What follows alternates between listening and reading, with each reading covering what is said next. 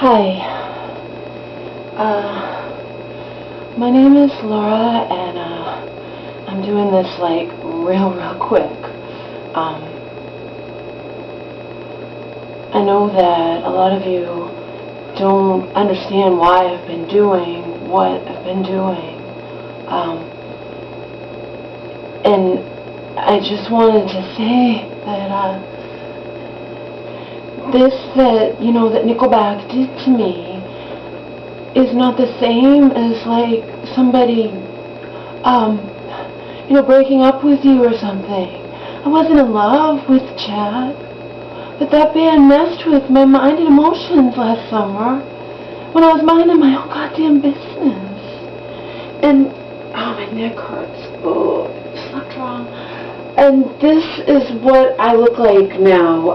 40 pounds more than when Chad Kroeger may or may not have seen me dancing on my Earth Chem TV at Alicia's World 9 years ago.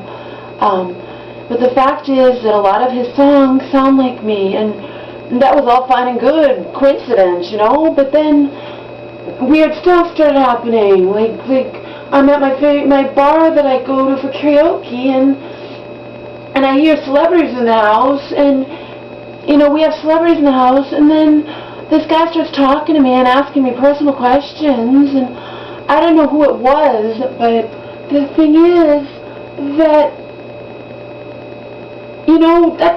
that was weird. And this was after I had purchased Dark Horse. But even that didn't mean anything.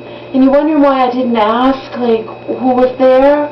Because the bus ride for hours and waiting, and I listened to Dark Horse, and I was fantasizing. I mean, can you imagine if this Chad Kroeger guy likes me or knows me from all these years ago and has kept tabs on me and the things I've done in cyberspace since then, YouTube videos and stuff? And then for that to happen just that same night, we have celebrities in the house. I mean, was he following me? Was he spying on me? But I didn't ask. I was terrified. I've always been terrified of this rock star. I'm not.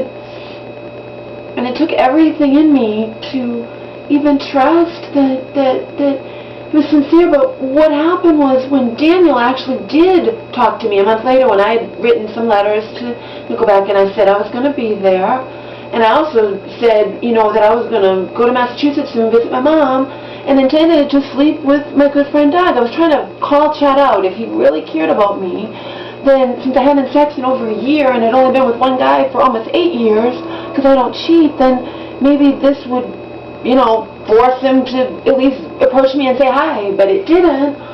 But Daniel came up to me, and Daniel said, referenced something I'd said in my letters, and he didn't say hi, Laura, or whatever, but he said, so you like vampires. And then this guy didn't know me for shit, and certainly didn't know that I like vampires or had written about that, and then I started saying, well, only good vampires, like Andrew and Cullen and Twilight and stuff like that. But then he left, and then other weird stuff happened that night.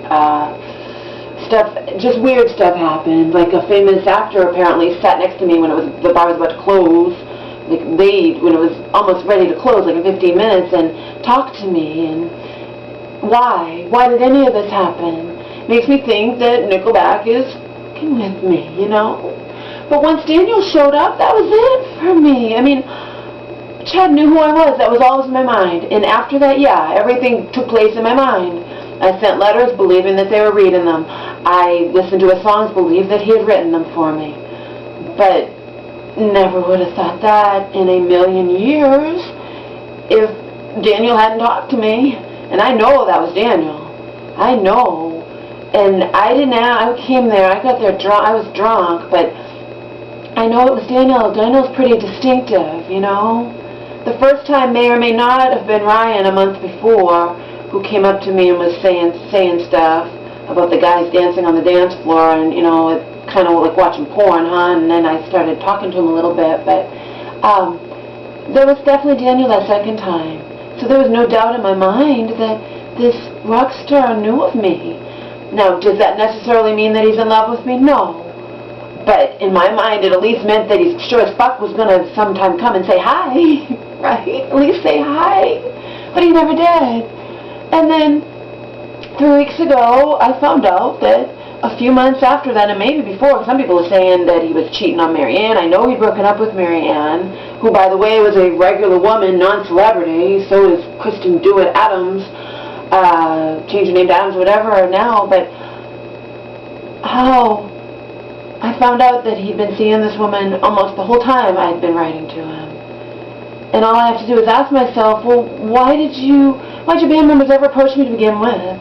Were you trying to fuck with me? Like they do, you know, like in those movies, like Stephen King's Carrie, where they want to make the loser nobody girl think that the popular guy likes her and then laugh at her, you know? Because I know that they read the first few letters, somebody in that band did, because Danny referenced one of my letters, and they showed up the night that I said that I was going to be there. So something is going on. I just don't know what. Of course, when I found out that Chad had a girlfriend that he's sharing his life and heart and body with the whole time that I'm writing to him, I'm going to be upset, you know. Not that he owed me anything, but nobody believes me. I have nobody to talk to. Until I started spamming these Nickelback videos and doing this stuff out here, I had nobody to talk to. And now, this band that has everything and does everything, these people, you know. Well, Chad was living the high life, and unbeknownst to Lora, fucking his new girlfriend Kristen the whole time. I was going through hell. And the whole time, I was naively believing that this rock star, you know, he was still on tour, and that when he felt ready, he was going to come for me and save me so I would never be alone again, you know? So you people think, you know, she's not hurt. Yeah, I am. Not hurt in the way that you love somebody and they break up with you or something, but this is different. This is weird. I've never felt more worthless, more like a piece of shit in my life. Never wanted to die more in my life. I'm not going to kill myself. But I wanted to look super hot for Chad, and if he ever came for me, and I lost a ton of weight, so, and I'm still planning to lose more. I'm eventually going to get my $1 million body back, but I've never felt more worthless or more sad, so looking better is just probably going to lead me more likely into the wrong hands or something, you know, now that I'm no longer going to save myself for Chad. I haven't had sex in, like I said in my other video, since April 6, 2008, and that's a long time, okay? So, you know, but people are calling me ugly and crazy. I look like a joke to the planet. And how fair is that for these rock stars to just do this to me? And then Chad sails off into the sunset with his girlfriend like none of this happened. And I have no idea why he did it. Maybe because after my ex hurt me on election night, not intentionally, but I could have put him in jail. He shoved me backwards down a hill because I was being a bitch, and I smashed the back of my head really bad. I thought I was dying, and he took off. He didn't care. I'd been with him for almost 8 years. He didn't care if I was alive or dead, okay? Didn't care. And witnesses were saying, call the police, throw his ass in prison, and I refused to ruin his life, and even after that he didn't care. He never actually apologized to me. And due to all kinds of crap, like my mom, last March, not this past March, but a year ago, March, summer, having her first breakdown that she hadn't had in years and years, and then she ends up going and being sectioned 5 times in less than a year. And I ended up, I've been in homeless shelters. I'm on welfare now. I would have been in a homeless shelter this whole time, except my ex and his mom let me come back here because my family back in Massachusetts rejected me and turned against me. And my aunt, we found out, has control over my mom, and she got it a long time ago, but my mom's too naive and trusting. She didn't understand what it was. It's some kind of really strong, durable power of attorney, and my aunt hates my guts.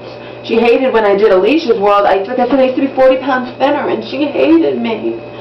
So I'm in a bad situation, and the whole time, I never stopped for 10 fucking months believing that this rock star, when he felt ready, because I knew he was still on tour and everything, was going to come for me. That he loved me or liked me or was infatuated with me, something. Saved me from a miserable existence like Richard Gere did for Julia and Pretty Woman, you know. But instead, I found out 3 weeks ago that he had a girlfriend the entire time.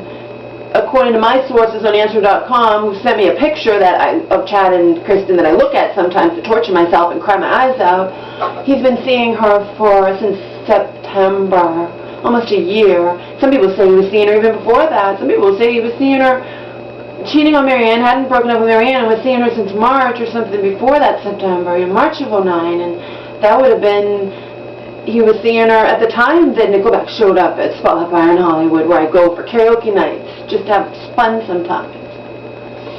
So yeah, I'm in a lot of pain, and my life's just gotten worse and worse, and Chad was under no obligation to like me or want me or anything. But to just leave me hanging and not know why any of this happened? That's sick. It's cold. It's cruel. It's fucking cruel. And I've been staying with my ex and his mom, and if my ex gets wind of this, what I've done on cyberspace, I don't know what he'll do. Because he can be violent. He wasn't violent when he tried a whole relationship. I mean, he might throw things at me or be verbally abusive, but not intellectually. It was that way. But when I started fantasizing about Chad Kroeger, my ex got upset. I mean, he was getting angry with me. One time he wanted to hurt me. How dare he? How dare he leave me dead, possibly dead on the ground, take off, not care. But then he's going to be upset that I'm having innocent little fantasies about a rock star. It's sick. It's all sick. So, I'm headed for a shelter. He gave me a piece of paper the other day, kicking me out. What a joke. I stayed in a shelter in Massachusetts when I had to, when I was desperate.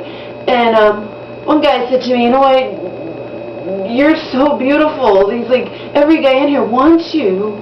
What the fuck? You know, I'm going to be in a homeless shelter. And all of this shit happened to me. My family hates me because my mom gave me tons of money, but that's when I needed it. You know? And I'm going to run out of time.